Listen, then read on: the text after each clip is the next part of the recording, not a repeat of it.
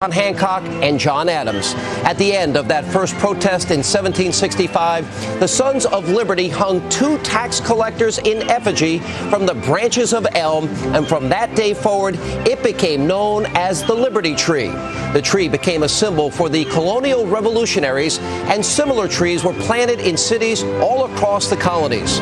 The last original Liberty Tree stood until 10 years ago on the campus of St. John's College in Annapolis, Maryland. Under it, colonists held a tea party and listened to the words of founding father Samuel Chase. But after being damaged by Hurricane Floyd in 1999, the 400-year-old tulip poplar suffered too much damage and was taken down. 2 years ago, the graduating class of the college planted a new tulip poplar in its honor. Therefore, in the spirit of our founding fathers, with our liberties once again threatened, we introduce our own Liberty Tree. Now, as you can see, our tree is built upon the roots of life, liberty, pursuit of happiness, and freedom. They support the trunk of the tree, which is made of we the people, and the trunk supports the branches and the fruits of our liberty, represented by the apples. It is those apples, the fruits of our liberty, that this administration is now picking clean. So what are those fruits? Now, in 1789, Thomas Jefferson famously said, quote, "It is a great truth that industry, commerce, and security are the surest roads to the happiness and prosperity of a people." And as you can see on our Liberty Tree, well, industry, commerce, and security are all represented as apples, the fruits of our liberty. Let's start with industry. This administration has started down a dangerous road of stifling industry through expanded government control, in effect, nationalizing the banking industry. The president has said that he doesn't want to run General Motors or keep government control of the banks. But that's exactly what has happened with the firing of the CEO of General Motors and the bullying of Chrysler investors to accept pennies on the dollar because it is in, quote, the national interest. This administration is ignoring established precedents of bankruptcy law. They are forcing TARP money down the throats of banks by not allowing them to pay the money back. And we haven't even gotten to their proposed cap and trade law yet, which now even Democrats are shying away from. During the campaign, the president threatened to raise capital gains tax rates. Just yesterday, standing next to his own tax-cheating Treasury Secretary, he promised to crack down on corporate tax loopholes. Now, tax experts say that such a move will force American companies to move overseas unless it is accompanied by a reduction in corporate tax rates. But that seems unlikely. And all the while, the unemployment rate continues to rise despite the administration's promise to save or create 3 million new jobs by the end of this year by passing the so-called stimulus package. In some major cities in this country, unemployment is now more than 10%.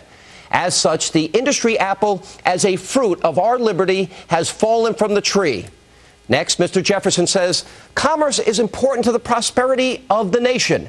Well, since the early days of the campaign, Obama has railed against the North American Free Trade Agreement, threatening to reopen it, to take into account new labor and environmental provisions that he has spoken openly about in his opposition to the Bush administration and their free trade agreements with Colombia and South Korea. When China reportedly considered pushing for a single global currency, the president said he opposed it, only to have his own Treasury Secretary leave that door open, sending our dollar into a free fall in one afternoon. Here at home, the president has promised to focus on preserving and creating jobs, which provided the rationalization for his massive government expansion. In his first 100 days, this administration has racked up more debt than all previous presidents combined. They have spent billions on massive infrastructure projects that up until they joined the administration in January, his own economic advisors, like OMB Director Peter Orszag, said wouldn't be a stimulative move for the economy at all. And remember how the president used to oppose earmarks. My recovery and reinvestment plan will set a new, higher standard of accountability, transparency, and oversight. We are going to ban all earmarks, the process by which individual members insert pet projects without review. He then turned around and signed an omnibus spending bill with more earmarks than anyone could count, racking up more money on the nation's credit card. If commerce is vital to the nation's prosperity, this can't be what Mr. Jefferson had in mind when he said, quote, "We must not let our rulers load us with perpetual debt. We must make our election between economy and liberty or profusion and servitude." And kerplop, There goes the commerce apple from the tree, leaving only security. And as you can see, our security under this administration, well, it's hanging by a thread. But at least President Obama has made a new friend, the man who attacks the very promise of American life with every breath that he can muster. Meanwhile, the mullahs in Iran continue to move forward with their nuclear agenda, while we hope that they're going to come back to the table to talk to us about it all. Clearly, they are quaking in their boots because just this weekend, the Iranians attacked a village inside of Iraq, their first such attack since the U.S. invasion in 2003. Well, that sure makes me feel more secure, as does the situation along the Mexican border, where drug cartels are murdering innocent people and increasingly spreading their violence to cities right here in America, while our own Secretary of Homeland Security spent the first month of her time in office denying that anything was happening here at home. We're going to have a special report on this tomorrow night, including some frightening video of a home invasion in Arizona. Now, it's a segment that every citizen who fears for their safety needs to see.